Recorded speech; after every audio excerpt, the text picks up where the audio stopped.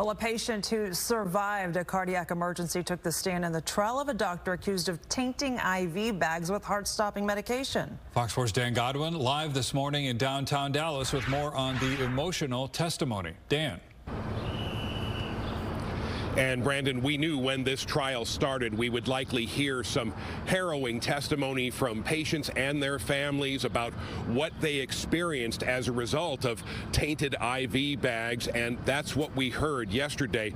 Wednesday evening, the Alderstein family walked out of the federal building here in downtown Dallas after testifying in the trial of Reynaldo Ortiz, a Dallas doctor accused of poisoning patients' IV bags.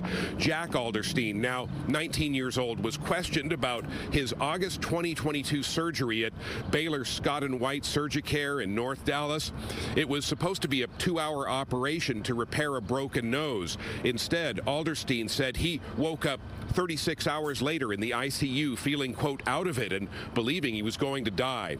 His surgeon, Dr. Thomas Hung, told the jury what was intended to be a routine surgery he's performed countless times turned into a terrifying experience. Dr. Hung said after a new IV bag was added mid-surgery, there were complications, excessive bleeding, foaming at the mouth, and extreme blood pressure. Dr. Hung said another doctor came into the room to help and suggested switching IV bags based on an incident a week prior.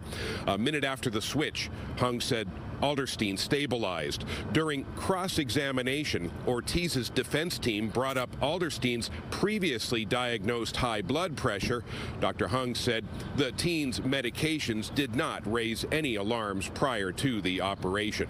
Now, earlier in the day, Wednesday, the jury heard heartbreaking and very emotional testimony from a husband whose wife, also a physician herself, died after using a tainted IV bag at home. The husband had helped his wife administer that bag, and in the process, tragedy resulted. We'll have more on that in the next hour of Good Day. Live at the courthouse, Dan Godwin, back to you.